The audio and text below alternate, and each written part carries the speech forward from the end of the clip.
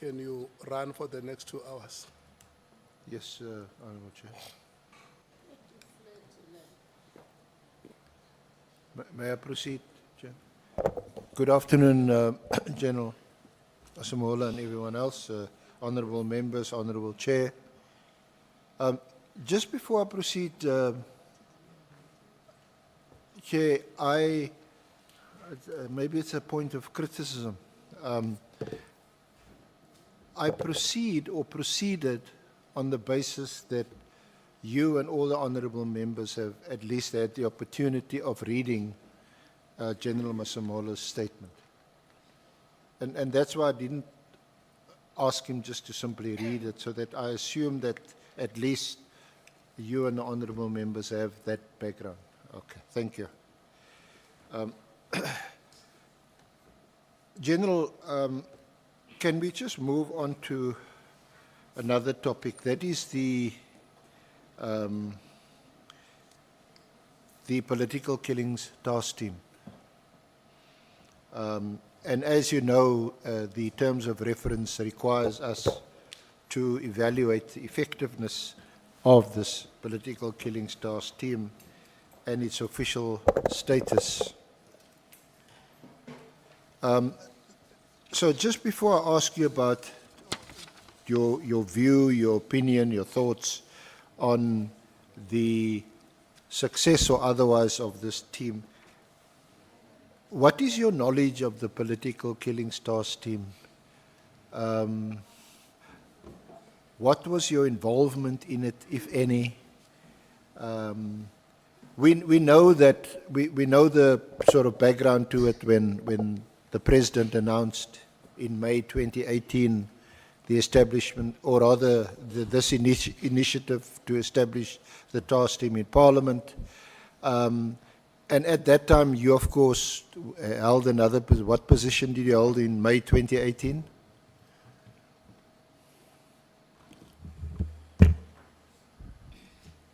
Sorry, General? Sorry, switch off. Just switch yours off. Switch mine. Thank you, Honorable Chair and members. Yeah, my involvement, maybe it, I think one needs to get the background to understand where it come from. It started somewhere around, I think, 2017, early, if not 2016. I'm not precisely. Can't remember the precise period. There were, of course, matters in KwaZulu-Natal, political matters or matters that are related to the killing of politicians. And there was then a task team established. That task team, I might just miss the date, but I remember very well that I established that task team. It was a provincial task team. It was established by myself together with the then Minister of Police, Fikile Mbalula. Because I remember. If you don't mind, so I just need to speed up a bit, given our time. But you do deal with it from paragraphs 19 through to 25 of your affidavit. So if you want to refresh your memory, or you want to look at some aspect, you may refer to your affidavit, to your statement. All right, thanks, Honorable Chair. Yeah, it was around 2017, I think, early, if not 2016, when the matter of political killings in the province of KwaZulu-Natal was a problem. And we went there. It was myself and the then Minister of Police, Fikile Mbalula. I was still a Deputy National Commissioner by then. What I remember very well is because we flew there, one of the Smolanyana aircraft of subs to Durban, and from Durban we flew straight here in Cape Town. So we established a provincial task team consisting of members of various stations from within KwaZulu-Natal, headed by a brigadier from DPCI in the province of KwaZulu-Natal, who is currently the Deputy Provincial Commissioner of Detectives here in this province in Cape Town.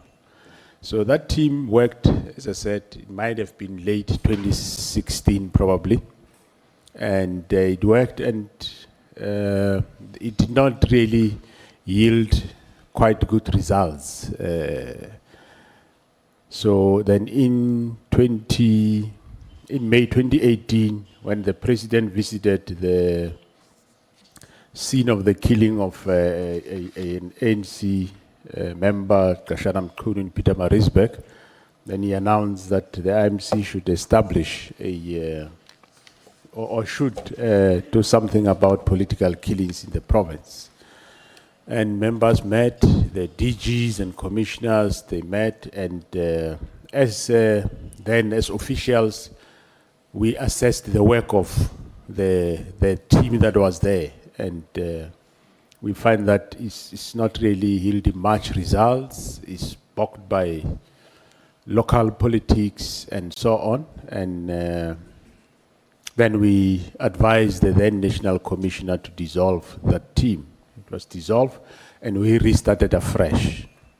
And as we started afresh, now we moved from taking members from local stations in KZN. We went out of other provinces to go and then get members from the other provinces. And in that time, we also included, there was a task team that was existing dealing with rhino poaching, which was successful, headed by the then Brigadier Khumalo. And we brought that skills to come and assist us. And the current provincial commissioner, I think he was acting in that province by then. And they worked out on a new strategy, and that's how the Pktt was formed. So the local one, as I said, was bogged down by sort of local politics. Hence, we said we need a team that will be integrated from various provinces.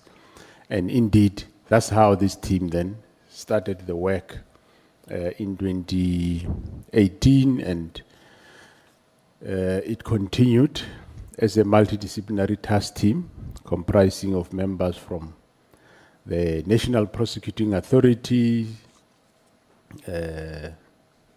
We also, of course, established a steering committee that was reporting to the IMC,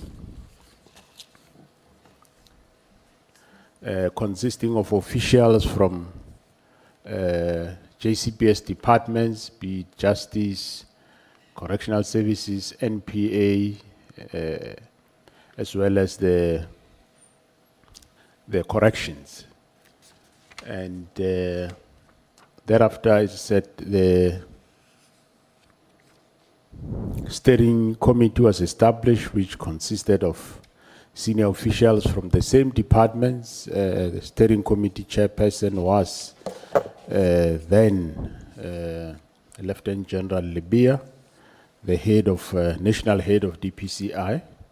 He was chairing the steering committee, and the steering committee will, of course, together with Lieutenant General Khumalo and the Provincial Commissioner of KZN, will then report to steering committee, and they will together report to IMC. IMC would regularly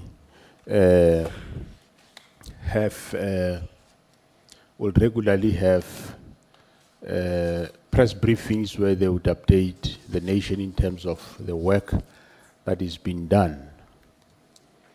And that's how the team continued. And later there was a problem at the University of Fort Hare, and we went there, myself with the then Minister of Police, Minister Kele. We listened to the briefing, and we realized that the province was involved in the investigation of cases there, as well as the DPCI in the province, and but there were still some killings happening, and we enlisted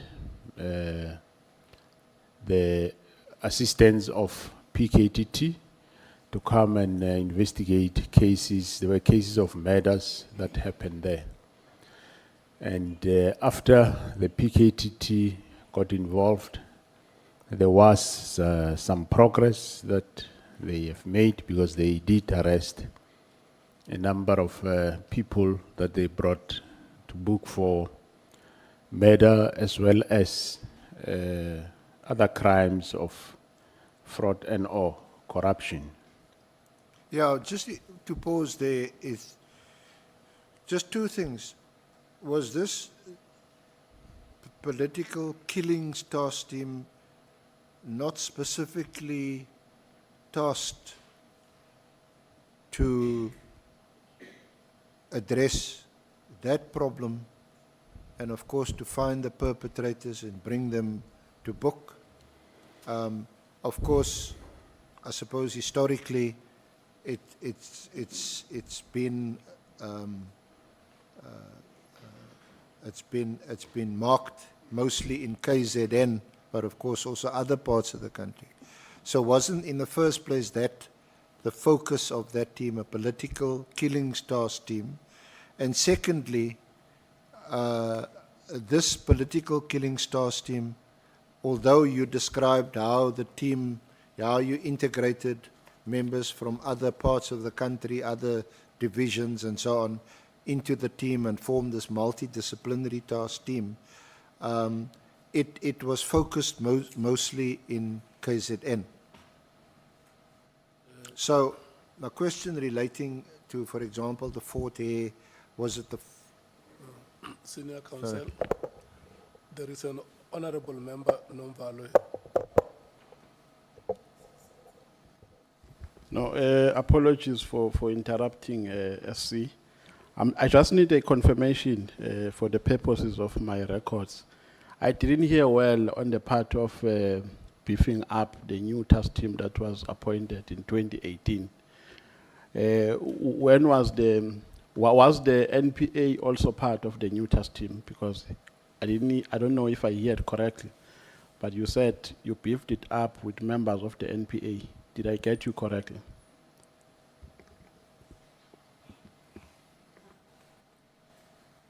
Yeah, thanks, Honorable Chairperson.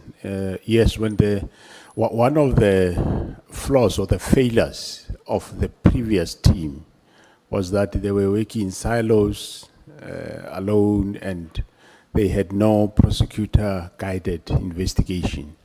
Then, in 2018, the new team, the Pktt, then we seek also the assistance of the National Prosecuting Authority to have advocates that are dedicated to assist the team.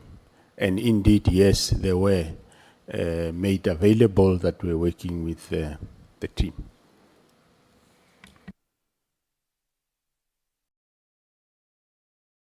You can proceed, Senior Counsel. Thank you, Honorable Chair. So just those two aspects. The one is the political killings task team. Was it only confined to political killings in KZN, even though as the team changed its membership, its focus became multidisciplinary, there was a prosecutor specifically appointed and so on. Wasn't it just KZN?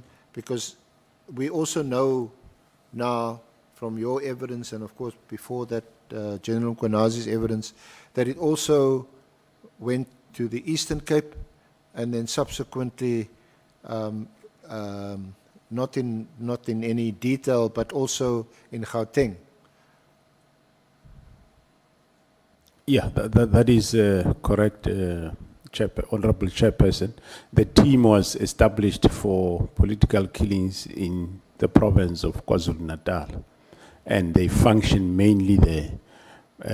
But as they were successful in that province in the investigation, bringing people that have committed those murders to account, then when we encountered the problem at the University of Fort Hare in Eastern Cape, then we discussed with the minister, and I took the decision that because here we are not successful, so in order to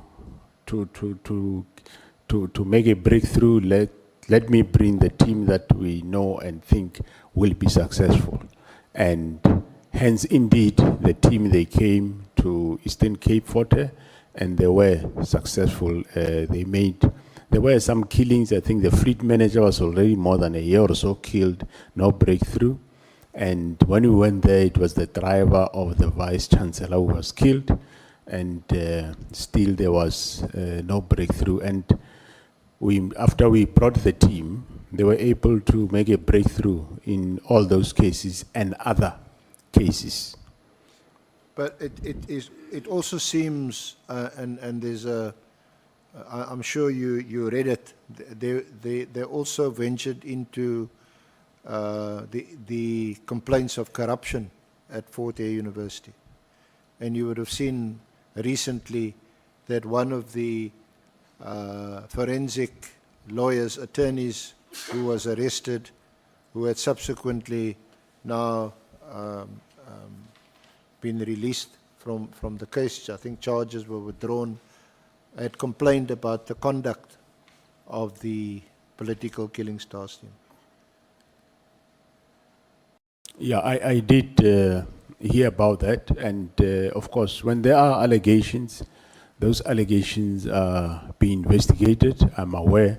General Sibia did make me aware that they are investigating such allegations, and of course, we will then wait for the investigation and see what comes out. But what I was told was that as the team arrived there, they worked with the security manager of the university, like we do whenever there is violence, whatever in the university. The entry there, the person that you work with is normally the security manager of the institution, which in this case they did the same as they arrived at Fort Hare. And I understand from the brief that I get that they trusted and worked with the security manager. They drank tea, they ate with him, he assisted them where he can, voluntarily so, but they continued with their investigation. And as the case unravels going forward, their breakthrough in those murder cases turn out to be the same person that is next door to them that was assisting them. The same team, they didn't say we're drinking tea with you yesterday, or you assisted me with a fare to go home, whatever. They arrested him for where they find him to be wrong. So I'm aware of those. Okay. Yeah, I suppose if you're investigating a particular crime and you come across other crimes being committed, then as a police officer, you're duty bound to pursue that alleged crime and also to investigate it. So, point being, in this case, we know that there were some murders that took place there in the Eastern Cape at Fort Hare. But I suppose the background to that was the corruption that was uncovered.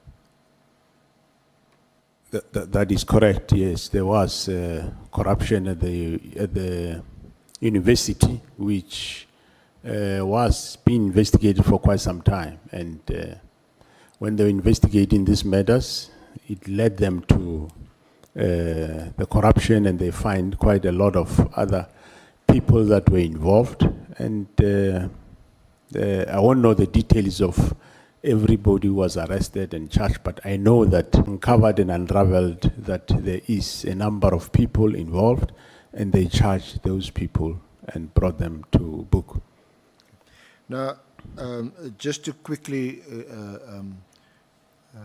get through these facts, the political killings task team became a national project. It was sourced or resourced and funded from the budget, your budget, as the National Commissioner. And the life of that task team was extended from time to time, most recently until I think March 2026.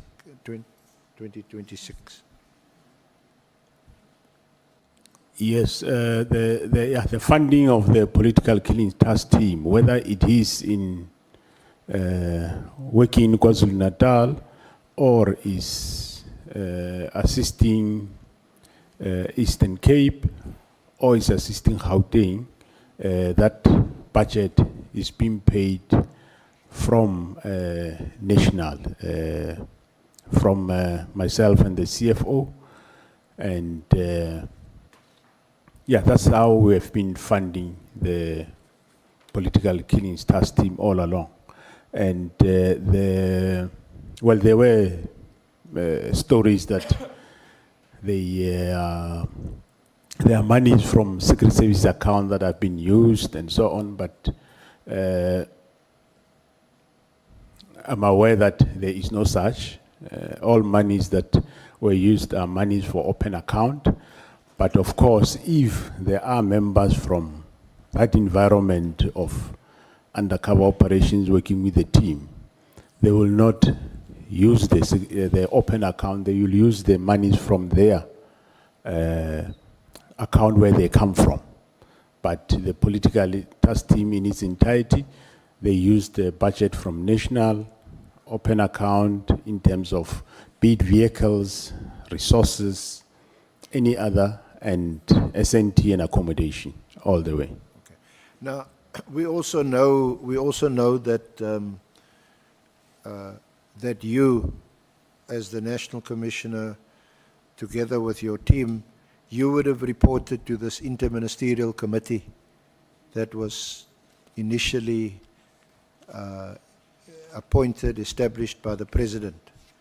You would report to them on I think twice a year, and have meetings with that interministerial committee, police, defense, justice and constitution development, state security, defense, yeah, about 5 or 6 ministers. Correct. Okay. Yeah, indeed, we were reporting to the IMC on a quarterly basis. But of course, those meetings end up not being sustained. But every quarter we would, the ministers would come together, and the coordinator of the Pktt, which is Lieutenant General Kumalo, and the PC will prepare a report for us as a steering committee. We will brief the ministers, and the ministers will brief the nation. I must say, at the beginning, when the team started, it started from 2018. I think we gave it 6 months, if I'm not mistaken. And then in that course of 6 months, we realized that all the cases where they made success or they managed to make a breakthrough, cases have been postponed beyond the 6 months. And then we changed it to 1 year. Again, cases were not tried, but all postponed beyond the 12 months.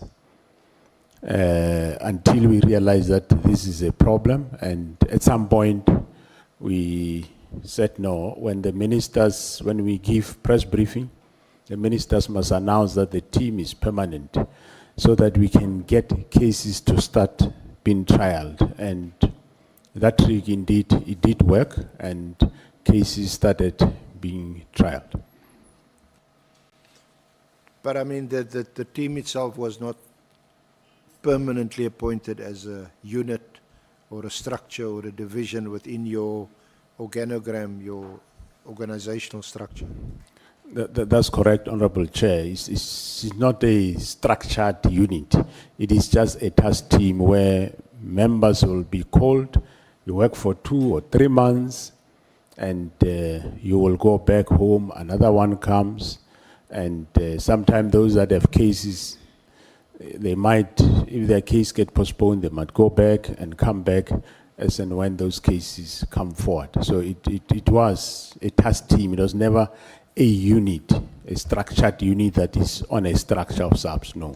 The extension of the life of the unit, the task team, from time to time, would that have first been discussed or consulted with the interministerial committee, or was that a decision taken by you and the leader or the group leader of the task team?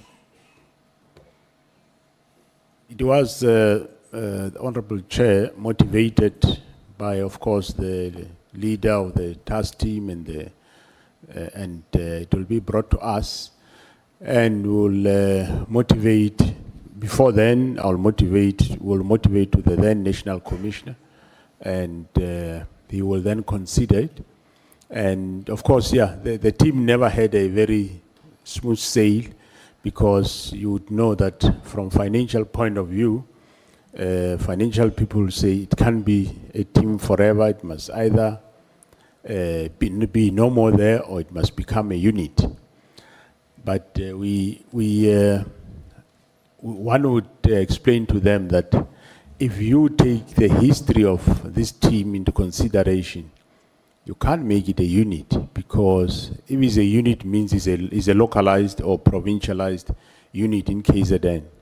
And we already come from there. The previous team, we saw it failed because it get entangled with local issues.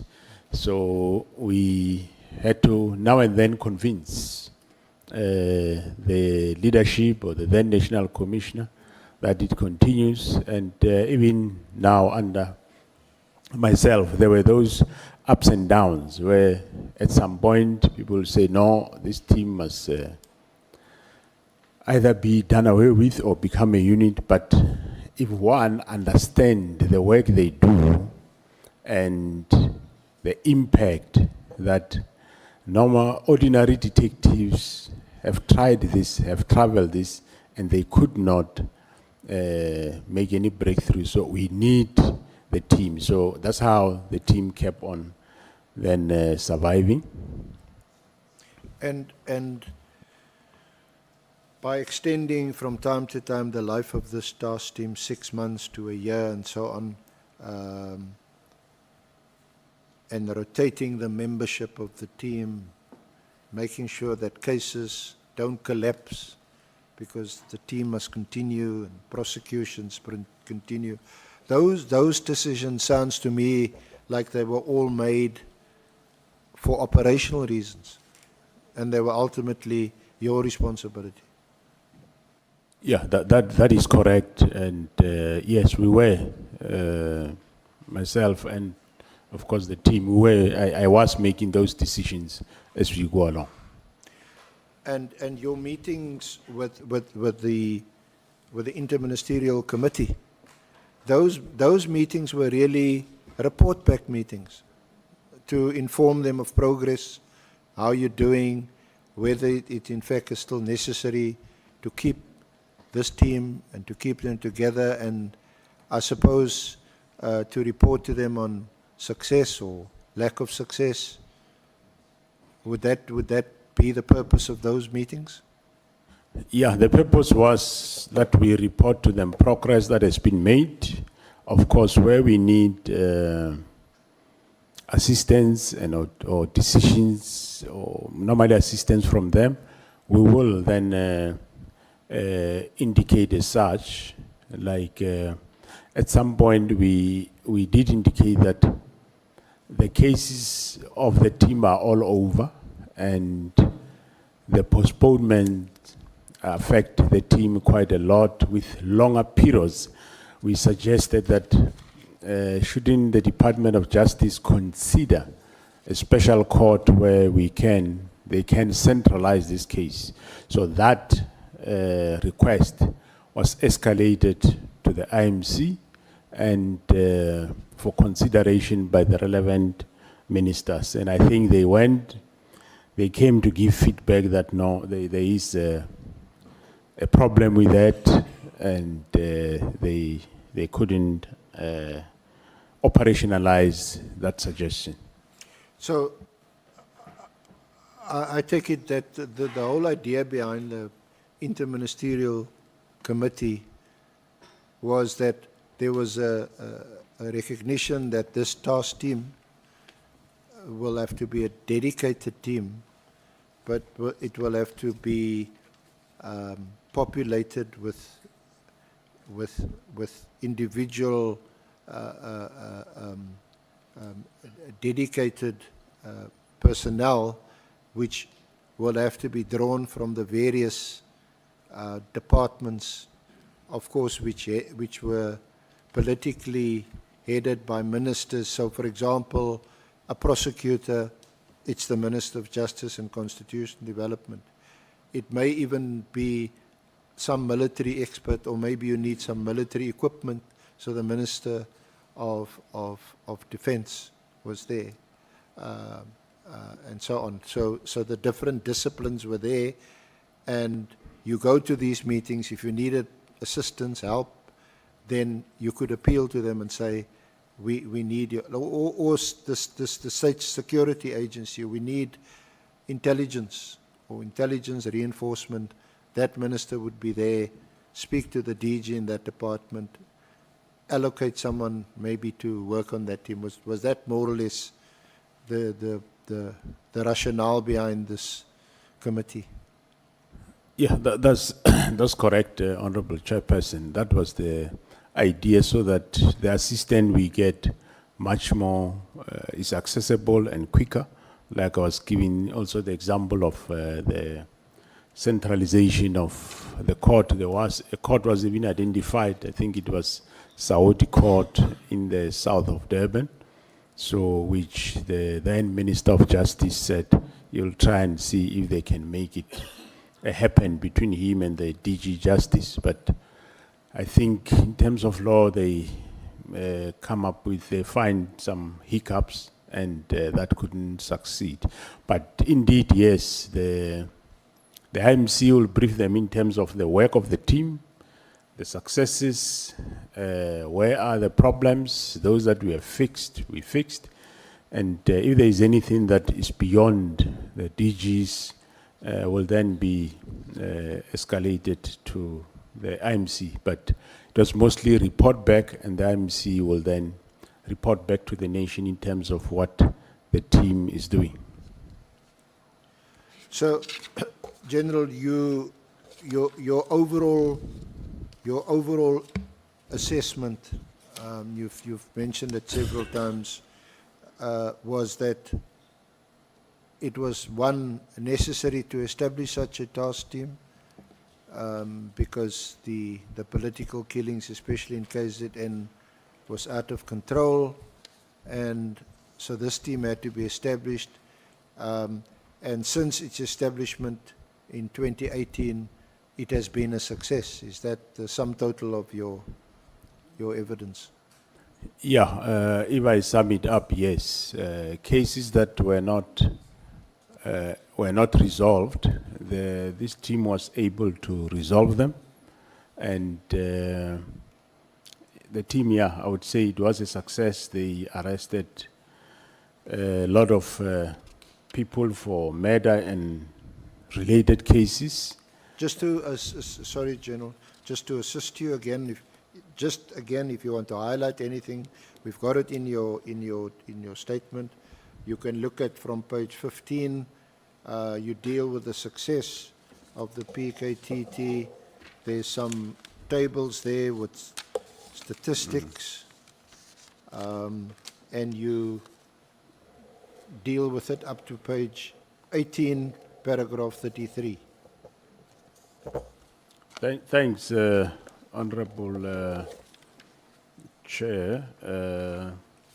As of February 2025, the team had 612 dockets that has been allocated to the team, and of these 600 dockets, as per table 1, 125 of them were still under investigation. 9 of them were unfounded. Unfounded is like a false case, in other words, or where the evidence disclosed that there is no offense committed. And 10 cases were pending the DPP's decision whether to prosecute or not. 114 cases were before various stages in court processes. 57 of them were withdrawn for various reasons, and 297 of them were finalized. The outcomes highlight both complexity and challenges inherent in prosecuting politically related cases.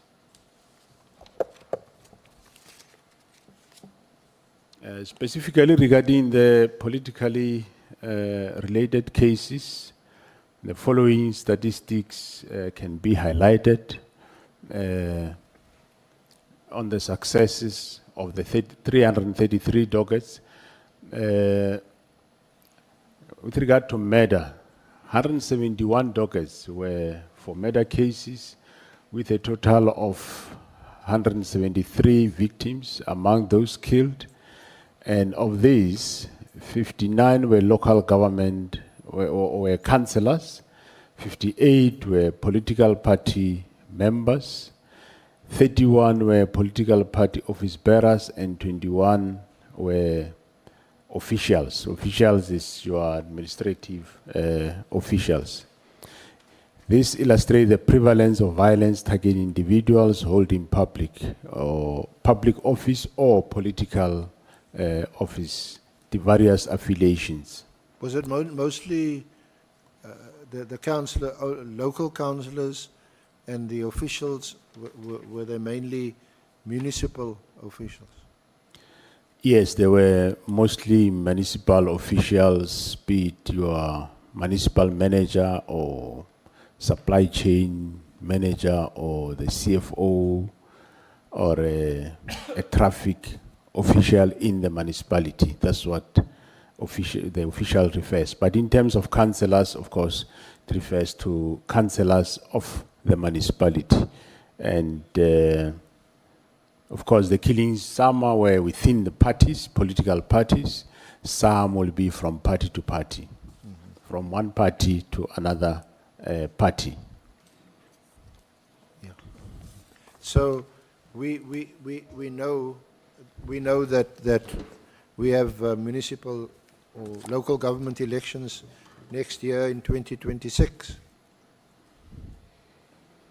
and given this pattern of killings, especially in KZN, but also elsewhere in the country, of local councillors and municipal officials,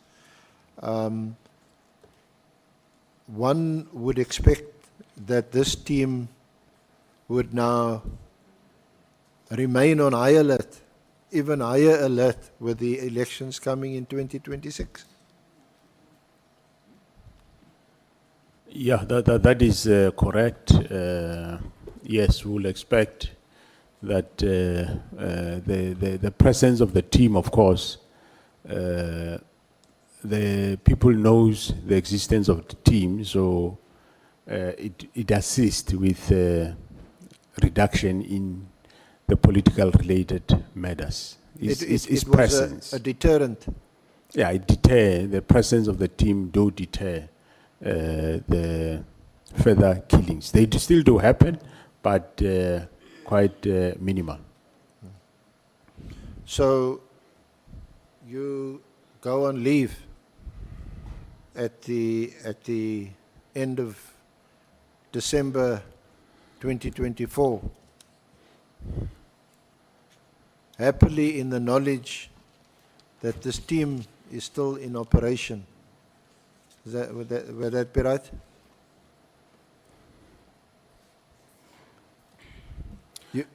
You heard him?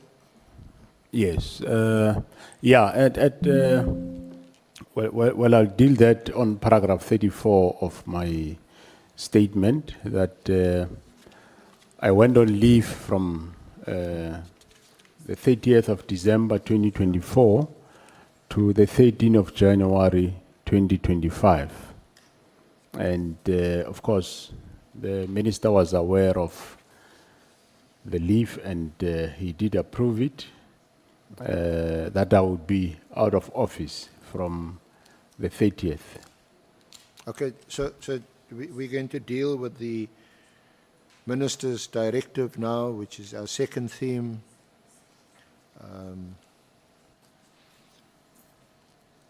We deal with it. Sure, I would do honestly.